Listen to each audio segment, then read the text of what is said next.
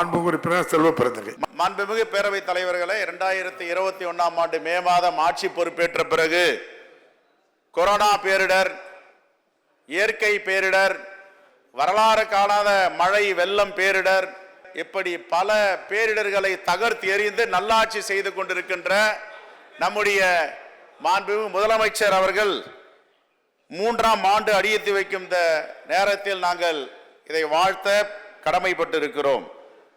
மாண்புமிகு பேரவைத் தலைவர் அவர்கள் 1 டிரில்லியன் பொருளாதாரத்தை நோக்கி தமிழ்நாடு சென்று கொண்டிருக்கிறது. அந்நிய முதலீடுகளை எல்லா மாநிலங்களுக்கும் ஒரு முன்னுதாரணமாக தமிழ்நாடு இன்று பெற்று வருகிறது. ஒரு மகிழ்ச்சியான தருணம். தமிழ்நாடு வளர்ச்சி பாதையில் செல்கிறது என்பதை இந்த முதலீடு ஈர்ப்பை பார்த்தாலே தெரியும். அதே நேரத்தில் வேலை வாய்ப்புகள், லட்சக்கணக்கான வேலை வாய்ப்புகள் வருகிறது என்று நாம் நம்பிக்கையோடு இருக்கிறோம். அது நேரடியான வேலை வாய்ப்புகள் எவ்வளவு, மறைமுகமான வேலை வாய்ப்புகள் எவ்வளவு என்பதை நாம் உறுதிப்படுத்த வேண்டும். இன்னும் சொல்ல போனால் இந்த வேலை வாய்ப்புகள் எல்லாம் தமிழ்நாட்டு மக்களுக்கு கிடைக்க வேண்டும் என்பதை நாம் உறுதி செய்ய வேண்டும். மாண்புமிகு தொழில்துறை அமைச்சர் வந்திருக்கிறார். இப்பொழுதுதான் ஸ்பெயினுக்கு சென்று திருப்பெரும்புதூரில் ஒரு ஆலையை நானும் இல்லாமல் அமைச்சர் இல்லாமல் திறந்து வைத்து வந்திருக்கிறார். வாழ்த்துக்கள். ஆனால் வேலை வாய்ப்பை நீங்கள் உறுதி செய்ய வேண்டும். மாண்புமிகு பேரவைத் தலைவர் அவர்களே, நிலத்தடி நீர் பாதுகாப்பு அனுபவம் மிக்க நீண்ட நெடிய காலம் இந்த துறையில் இருக்கிறவர் தான் இப்பொழுது அமைச்சராக இருக்கிறார்.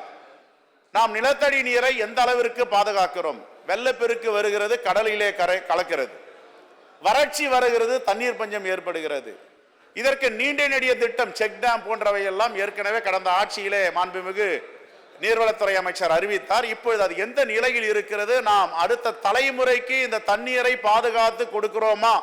இங்கே தண்ணீர்களை பாதுகாக்கிறதுக்காக இப்போ இருக்கிற பெரிய டேம் கட்ட முடியாது. கட்டுற நிலைமையில் சிக் டேம் தான் கட்டும். அப்போ 21-22ஆம் ஆண்டு 49 தடுப்பணைகள் 705 கோடியில், 4 அணைக்கட்டுகள் 30 கோடியில், மேற்கண்ட பணிகள் அனைத்தும் முடிந்து விட்டன. 2023-24 89 கோடியில் 18 தடுப்பணைகள், 7 கோடியில் 2 அணைகள், இந்த பணிகள் முன்னேற்றத்தில் இருக்கிறது. அடுத்து எத்தனை அணை என்பது என்னுடைய மானிய கோரிக்கையில் வரும். நிறைய நிதி பெற்று நிதி ஆதாரங்களை நீங்கள் பெருக்க வேண்டும் என்றுதான் எங்களுடைய கோரிக்கை. நிதி ஆதாரம்தான் நீர் ஆதாரம்.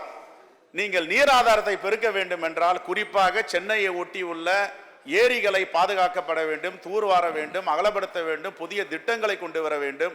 அப்படியெல்லாம் 25 ஆண்டுகளுக்கு பிறகு என்ன நிலை ஏற்படும் என்பதை நாம் அறியும் பொழுது மிகவும் அச்சமாக இருக்கிறது. அதற்கு பிறகு இந்த கழிவு நீர்களை அங்கங்க கொண்டு போய் கொட்டிடுறாங்க. நமக்கு சதுப்பு நில பகுதின்னு வச்சிருக்கோம், மடிப்பாக்கம் பகுதியில். மாண்புமிகு நகராட்சித்துறை அமைச்சர் அவர்கள். மாண்புமிகு பேரவைத் தலைவர் அவர்களே, கழிவு நீரை எடுப்பதற்கு இப்போது லைசன்ஸ் முறை கொண்டு வரப்பட்டிருக்கிறது. அவர்களுடைய வண்டியில் ஜிபிஎஸ் பொருத்தப்பட வேண்டும் என்று சொல்லப்பட்டிருக்கிறது. அவர்கள் தவறி வேறு இடத்தில் கொட்டினால் அதற்கு பெரிய ஆதாரம் கட்டி வண்டியை எடுக்கக்கூடிய நிலை இருக்கிறது, சட்டத்தில் இடம் இருக்கிறது. நீங்கள் மாண்புமிகு உறுப்பினர்கள் குறிப்பிட்டு எந்த இடத்துல சொன்னால் நான் உடனடியாக நடவடிக்கை எடுக்கிறது சரியாக இருக்கும். இந்த வெள்ள நிவாரணத்தில் மிகவும் சிறப்பாக பணியாற்றி குறிப்பாக என்னுடைய தொகுதியில் போர்க்கால அடிப்படையில் மாண்புமிகு முதலமைச்சர் அவர்கள், மாண்புமிகு வீட்டு வசதித்துறை அமைச்சரையும், மாண்புமிகு உணவுத்துறை அமைச்சரையும், எங்களுடைய குறு சிறு தொழில் அமைச்சரையும் போர்க்கால அடிப்படையில் பணியாற்றி 2 நாட்களில் அந்த வெள்ளயத்தெல்லாம் வடிவைத்து மக்களோடு மக்களாக இருந்து அங்கே பணியாற்றுவதற்கு மனமார்ந்த நன்றியை 3 அமைச்சர்களுக்கும் நான் தெரிவித்துக் கொள்கிறேன். மாண்புமிகு முதலமைச்சருடைய கவனத்திற்கு எப்படி டாம் நீங்கள் ஒழித்தீர்களோ அப்படி இந்த மனு நீதி நாளை மனு வாங்குறது சட்டப்பேரவை உறுப்பினர்கள் தான் வாங்கணும், பாராளுமன்ற உறுப்பினர்கள் வாங்கணும், மாவட்ட ஆட்சித்தலைவர்கள் உறுதுணையா இருக்கணும் என்பதை நான் இங்கே பதிவு செய்ய கடமைப்பட்டு இருக்கிறேன். தென்னிந்தியாவிலேயே புகழ்பெற்ற உணவு தமிழ்நாட்டின் உணவு. இந்த தமிழ்நாட்டு உணவை உலகமெங்கும் எடுத்து சென்ற சமையல் கலைஞர்களுக்கு IELTS ஒன்று எழுத சொல்றாங்க. இதனால் இங்க இருக்கிற உணவுகளை வெளிநாடுகளில் உள்ளவர்கள் சுவைத்து சாப்பிடுவதற்கு வாய்ப்பில்லாமல் போகிறது என்று ஒரு மிகப்பெரிய நீண்ட நெடிய நாட்கள் குறை இருக்கிறது. அதில் மாண்புமிகு முதலமைச்சர் அவர்கள் தலையிட்டு இதற்கு விலக்கு வாங்கி தர வேண்டும். அதே போன்று முத்தமிழறிஞர் கலைஞர் அவர்கள் ஆட்சியில் இருக்கும் பொழுது ஒரு மனு வந்திருக்கிறது. சிற்றுண்டி சாலைகள், சின்ன சின்ன உணவகங்கள் வைத்திருக்கிறதெல்லாம் 1988ஆம் ஆண்டு காலனி ஆட்சி காலத்தில் போடப்பட்ட ஒரு உத்தரவு என்றால் மாநகராட்சியிலும் அனுமதி வாங்க வேண்டும், காவல்துறையிலும் அனுமதி வாங்க வேண்டும். இரட்டை முறை 2 லைசன்ஸ் வாங்கணும் நாங்க. ஆனா முத்தமிழறிஞர் கலைஞர் அவர்கள் அந்த 1888 1919 280 ஸ்கிராப் பண்ணார், எடுத்துட்டார். அதெல்லாம் கூடாது. இந்த சிற்றுண்டி சாலை நடத்துபவர்கள், சிறிய சிறிய ஹோட்டல் நிறுத்துபவர்களுக்கு 2 டாக்ஸ் போடக்கூடாது, 2 அனுமதி வேண்டாம், சென்னை மாநகராட்சியா போதும் அப்படின்ட்டு இதை ரத்து செய்தார். மாண்புமிகு பேரவைத் தலைவர் அவர்களே, Jio number MS number 1304 home department 8/9/2007 Jio number MS 1304 முத்தமிழறிஞர் கலைஞர். இதையெல்லாம் பாருங்க, ஒரு சாதாரண சிற்றுண்டி நடத்துவனுடைய வேதனை, அவனுடைய வலி, அதை புரிந்து கொண்டு கார்பரேஷன்லயும் போய் லைசன்ஸ் வாங்கணும், காவல்துறையிலையும் லைசன்ஸ் வாங்கணும்.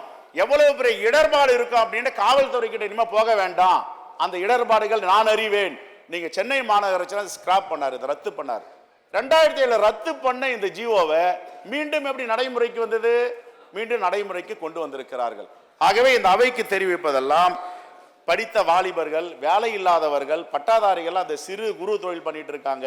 இதற்கு இப்படிப்பட்ட இரட்டை லைசன்ஸை ஒழிக்க வேண்டும். மாண்புமிகு பேரவைத் தலைவர்கள் ஏற்கனவே தொடர்ந்து பேசிட்டு வர இந்த மேய்க்கால் புறம்போக்கு, மேய்க்கால் புறம்போக்கெல்லாம் ஆதரவற்றவர்கள், யாழ் எளிய மக்கள், விளிம்பு நிலை மக்கள் குடியிருக்கிறாங்க. இதுக்கு ஏற்கனவே குடியிருக்கிறாங்க, அவங்களுக்கு எந்த தொந்தரவும் இல்லை. மின்சார வாரியத்தில் அவங்களுக்கு ஒரு லைட்டு கொடுக்கணும்னா இன்னவரும் கொடுக்க மறுக்கிறாங்க. இதை உடனே ஒரு விளக்கு கொடுங்க. இதுல பாம்பு கடிச்சு, தேளு கடிச்சு நிறைய பேர் இறப்புகள் வருகின்றன. குறிப்பா என்னுடைய தொகுதியில் நிறைய நடக்குது. ஆக இதை அரசுடைய கவனத்திற்கு கொண்டு வருகிறேன். நீர்நிலை என்றது எந்த காலத்து 100 ஆண்டுகளுக்கு முன்னாடி நீர்நிலை, யாழ் எளிய மக்கள் இருக்கிறதுக்கு அந்த நீர்நிலையை ரெகுலரைஸ் பண்ண முடியல. சுப்ரீம் கோர்ட்டில் அது நீர்நிலைகளை பற்றி தான் அதிகமாக தொடர் பண்ணுறாங்க.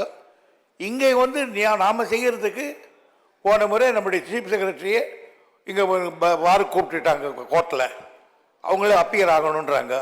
அதனால நீர்நிலைகளை பற்றி உச்ச நீதிமன்றமும் உயர் நீதிமன்றமும் அவங்க ஒரு சரியான கணக்கு எடுத்து வச்சுருக்காங்க, இது அழுத்தமான நம்பிக்கை கொண்டிருக்காங்க. அதனால தான் நம்ம அதை வேகமாக இருக்கிறோம். இந்த ஆட்சியில் ஒரு மலைவாழ் பெண் ஸ்ரீபதி என்பவள் நீதிபதியாக இருக்கிறார். அந்த பெருமையெல்லாம் இந்த அரசையும் தமிழ் ஆட்சியையும் சேரும் என்று நான் வாழ்த்துக்களை தெரிவித்துக் கொள்கிறேன். காளான் வளர்ப்பு, காலை உணவுக்கு வந்து நம்ம முட்டை கொடுக்குறோம், மதிய உணவுக்கு முட்டை கொடுக்குறோம். இந்த காளானையும் சேர்த்து கொடுத்தா குழந்தைகளுடைய அறிவு வளர்ச்சி, திறன் மேம்பாடு அதிகரிக்கும்னு சொல்றாங்க. இந்த காளான் வளர்ப்பை நாம் மேம்படுத்த வேண்டும். குறிப்பாக திருப்பெரும்புதூர் தொகுதி தொழிற்சாலைகள் நிறைந்த பகுதி. இந்த பகுதியில் போக்குவரத்து நெரிசல், திருப்பெரும்புதூருடைய பாலம் சந்திப்பு எல்லாம் சொல்லி இருக்கிறோம். எங்களுடைய மாவட்ட அமைச்சர் அவர்கள் தொடர்ந்து குரல் கொடுத்திருக்கிறார். ஆகவே தமிழ்நாடு அரசு ஏறக்குறைய தமிழ்நாட்டிலே அதிக ஜிஎஸ்டி வரியை செலுத்தும் தொகுதியாக இருக்கிறது. ஆகையால் மாண்புமிகு அமைச்சர் கருணை உள்ளத்தோட முதலமைச்சர்கிட்ட சொல்லி, திருப்பெரும்புதூர் மக்கள் நிறைய விஷவாயு காற்றுகள்லாம் சுவாசிக்கிறாங்க, பொல்யூஷன்ல அனுபவிக்கிறாங்க, மிகவும் வெப்பத்தில் இருக்காங்க. இந்த ஜிஎஸ்டி நிறைய வர தொகுதி திருப்பெரும்புதூர் தொகுதி. இந்த தொகுதிக்கு சாலைகள் செப்பனிடுதல், அரசுடைய வளர்ச்சி பணிகள்லாம் நிறைய கொடுக்கணும் என்பதை நீங்கள் பரிந்துரை செய்ய வேண்டும் என்று வாய்ப்பளித்த பேரவைத் தலைவருக்கு நன்றி தெரிவித்து அமர்கிறேன். நன்றி. இந்த வீடியோ உங்களுக்கு பிடிச்சிருந்தா ப்ளீஸ் லைக் அண்ட் ஷேர் பண்ணுங்க. மறக்காம எங்க சேனலை சப்ஸ்கிரைபும் பண்ணுங்க.